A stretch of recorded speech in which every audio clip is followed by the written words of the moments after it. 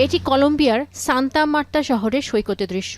ভারী বৃষ্টি ও প্রচণ্ড ঢেউয়ের তোড়ে সমুদ্রে ভেসে আসে আবর্জনার স্তূপ, প্লাস্টিকের ব্যাগ, বোতল, পুরনো টায়ার, ভাঙা আসবাবপত্র, এমনকি শিশুদের জুতা ও কুকুরের মরদেহ। আবর্জনায় ঢেকে গেছে প্রায় গোটা উপকূল। Obra del ser humano, esto no es el mar actuando la naturaleza, esto somos nosotros en lo que estamos presentando. মূলত মান জানারেস নদী দিয়ে বর্জ্যগুলো উপসাগরে এসে জমা হয়েছে। কর্তৃপক্ষ ও পরিবেশবাদী সংগঠনগুলো বছরের পর বছর সচেতনতা গড়ে তুললেও দূষণ কমছেই না। সান্তা মার্তার মতো পর্যটন কেন্দ্র এখন পরিণত হয়েছে আবর্জনার ভাগাড়ে। এতে একদিকে হতাশ পর্যটকরা, তেমনি স্থানীয় মৎস্যজীবীরা পড়েছেন চরম বিপাকে। অন্যদিকে বসনিয়া ও হার্জেগোভিনার দ্রিনা নদীর ছবি দেখলে মনে হবে যেন এতে পানি নেই, কেবল আবর্জনা। প্লাস্টিকের বোতল, ড্রাম, ব্যারেল, গাছের ডাল সব মিলে নদীর বুকে ভাসমান বর্জ্যের বিশাল এক স্তর। Nelegalnih deponija koje se nalaze na obalama rijeka u susjednim opštinama. Svake godine kada je povećanje vodostaja, kada su velike kiše i snjegovi. মেক্সিকোর অবস্থা আরো ভয়াবহ।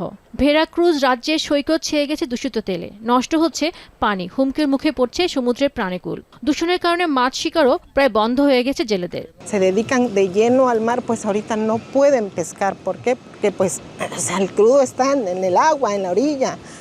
Hay redes que quedaron completamente destrozadas.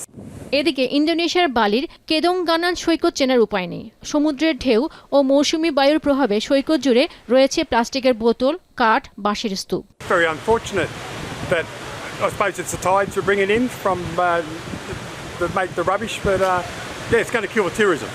ভারতের রাজধানী দিল্লির যমুনা নদীর দূষণের চিত্র আরও করুণ। বিষাক্ত ফেনায় ঢেকে গেছে নদী, আর এর কারণ অবৈধ শিল্প বর্জ্য ও অপরিশোধিত নর্দমার পানি। সরকারি উদ্যোগের পরও নদী দূষণ দিন দিন বেড়ে চলেছে। এছাড়া জ্বালানি দূষণ পৌঁছে গেছে রাশিয়া পর্যন্ত। 17 এপ্রিল ইউক্রেনের ড্রোন হামলার পর রাশিয়ার তুয়াপসি বন্দরে তেল ছড়িয়ে পড়ে। স্যাটেলাইট ছবিতে দেখা যায় কৃষ্ণ সাগরের উপকূলে গাঢ় কালো তেলের স্তর। আপাতত তেল শোধনাগারটি বন্ধ রয়েছে। এছাড়া মে মাসে স্যাটেলাইট ছবিতে ধরা পড়েছে ইরানে তেল নিঃসরণের আরেক ঘটনা। খার্ক দ্বীপের কাছে প্রায় 45 বর্গ কিলোমিটার এলাকা জুড়ে ধূসর ও সাদা আস্তরণ দেখা যায়। শুধু তেল বা আবর্জনা নয়, মার্কিন যুক্তরাষ্ট্রেও ঘটেছে রাসায়নিক দুর্যোগের আশঙ্কা।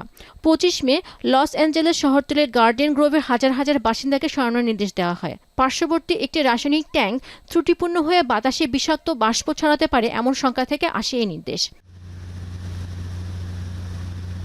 কলম্বিয়ার সৈকত থেকে বসনিয়ার নদী, মেক্সিকোর উপকূল থেকে ভারতের যমুনা, ইন্দোনেশিয়ার পর্যটন কেন্দ্র থেকে যুক্তরাষ্ট্রের শহরতলি, বিশ্বের সর্বত্রই দূষণ এবং পরিবেশ দুর্যোগ যেন নিত্যদিনের ঘটনা। শিল্প বর্জ্য, অপরিশোধিত তেল, রাসায়নিক দুর্ঘটনা সব মিলিয়ে এক ভয়াবহ চিত্র।